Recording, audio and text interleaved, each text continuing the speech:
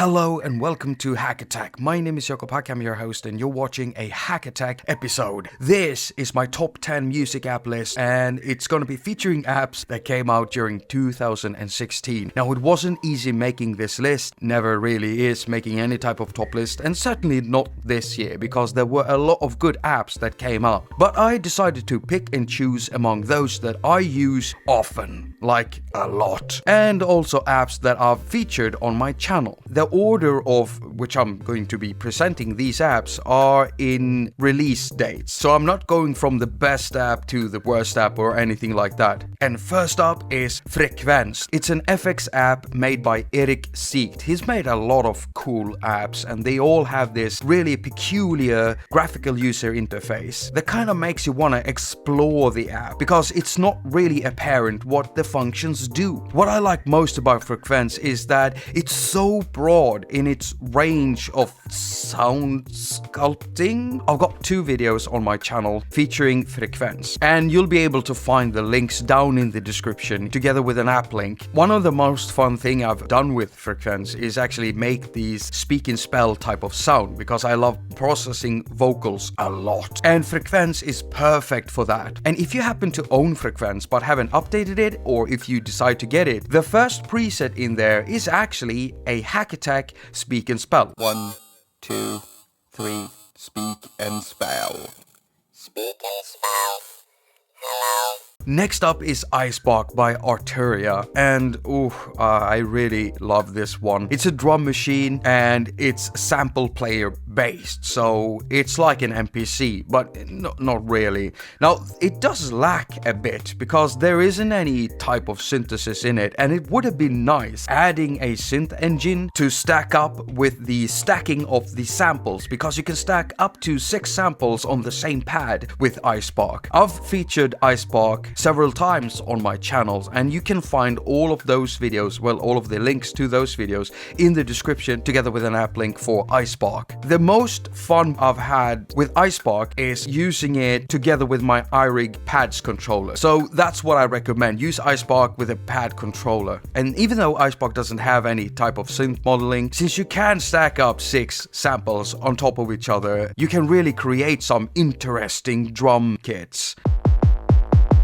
Now that's a dirty bass drum. Next up is Blockswave. Blockswave is one of the most creative tools I have in my iOS musician's toolbox. It's sample based, so it's basically a looper, but it's not like any other type of looper. You see, Blockswave has this intuitive way of locking every loop, every sample you put in there, to a key and to a tempo. And it's got some really nice time stretching algorithms when switching around loops, changing BPMs, everything locks. I love it when it's that easy. Blockswave has become one of those tools that I bring up when I feel I have no inspiration for a track, something I want to keep building on, but I just can't because I can't get any ideas, or I might even be bored with the project I have in front of me. So I send a few loops from that project into Blockswave, and then I add stuff from other projects to it. And even though they might be in the wrong key, the wrong BPM, thanks to the system that Blockswave is based upon,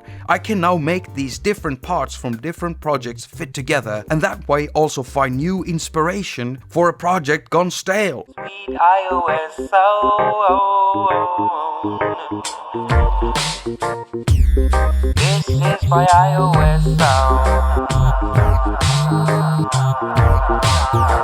Next up is DM2 by Audionomy. Even though it might look like DM1 and was also made by the same people who made DM1, DM2 is something completely different. It might look a bit limited for a drum machine to only give you access to 9 instruments, but all of these instruments are based on synthesis. That's right, DM2 is a drum synthesizer, so there are no samples involved here, only pure synthesis, and man, does it do it good. It's got the right type of bass for the bass drums, you can get some really sharp sounds for the snares, and it's got the right type of elements envelope settings for making clap sounds. I'm serious, I love producing clap sounds with DM2. If you haven't checked out DM2 yet, then I suggest you do. Now, I've featured DM2 before on my channel. You'll be able to find the links to those videos down in the description too, together with an app link for DM2.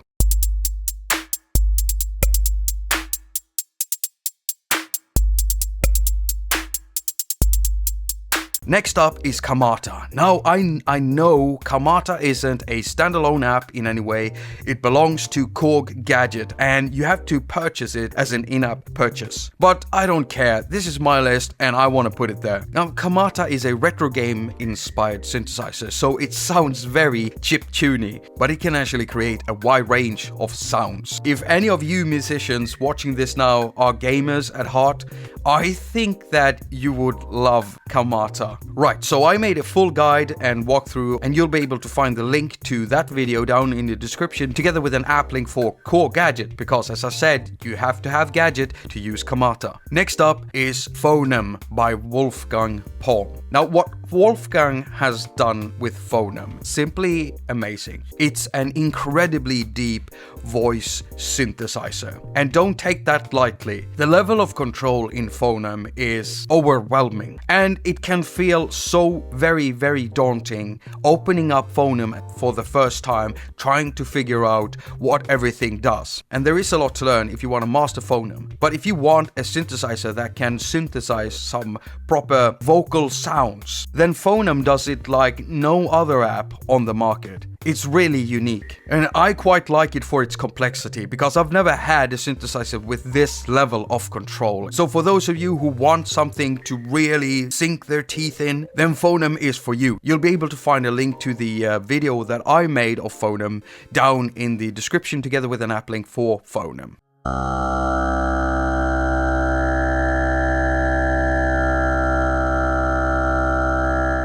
Next up is Poison 202 by Jim Audio. I normally say that I don't buy synthesizers for the sounds that are in there. I usually buy synthesizers for the sounds that they can produce. I like making my own sounds. But here we had this synthesizer, and the first video that came out to the world showing off Poison 202, it was just filled with The Prodigy sounds. And I am a huge fan of The Prodigy. So even if this synthesizer in the end hadn't been able to produce any other types of sound, I would have still gotten this in. Now, it turned out that Poison 202 could produce much more sounds than this, and it's one of those synthesizers I've had the most fun with this year. Shortly after Poison 202 was released, an update came that made it audio unit compatible. You could now suddenly load it up in several instances inside DAWs with support for audio units. And so I made an entire track with 8 instances of Poison 202. So I've featured Poison quite a lot on my channel, and you'll be able to find those videos down in the description, together with an app link for Poison 202.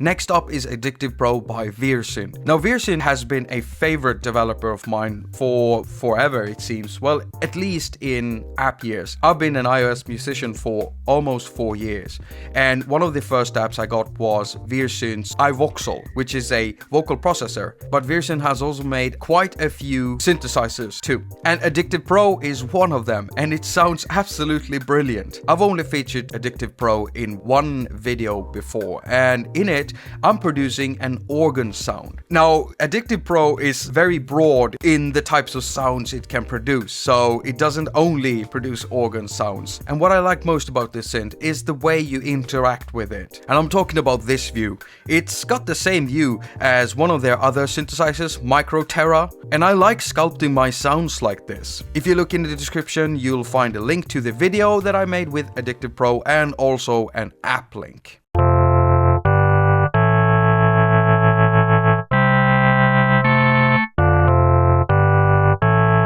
Next up is Tynes by Klevger, and that's actually Klevgrend Produktion. They've made a bunch of apps, and this year they've made a bunch of audio unit apps. Tynes is an audio unit only, so you have to use it inside a DAW. Now, Tynes is an electric piano. It's not based on samples, it's physical modeling, and it sounds really, really good. It doesn't require that much processes to run, and since it is an audio unit, you can use it up in, well, several instances. It's a good one for those of you who likes having multiple electric pianos in your projects if you're working inside a DAW. Not only that, it's also quite cheap. I definitely recommend checking out Tines. You'll be able to find the video that I made for Tines. It's a guide and review, and you'll find that down in the description together with an app link for Tines.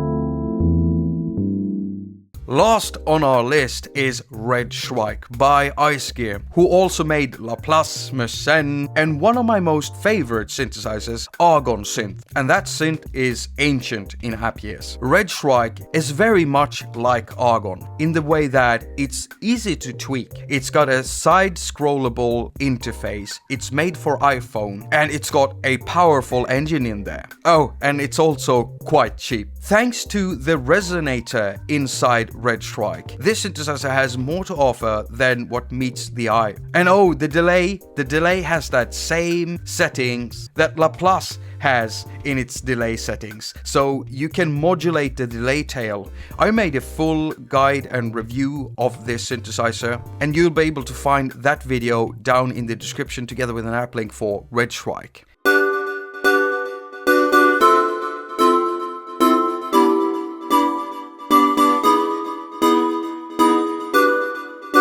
And there you go. That's my top 10 music app list for apps that came out during 2016. Thank you so much for watching. All comments and ratings are very much appreciated. Now, if you think I missed out on some apps, or maybe you have a list of your own, why don't you comment down in the comment section down below and tell us all about it. Share your thoughts and share your lists with all of us. Now, I've also got a Patreon page, so if you like what I do and you want to see me create more of this, if you want to help supporting creativity and good content on YouTube, then consider supporting me on Patreon. Now, if that isn't your cup of tea, then you can always share my content with others by linking to it and press the thumbs up under my videos. As usual, I wish you a very productive week. Now, go finger all of your stuff and have a lot of fun doing it.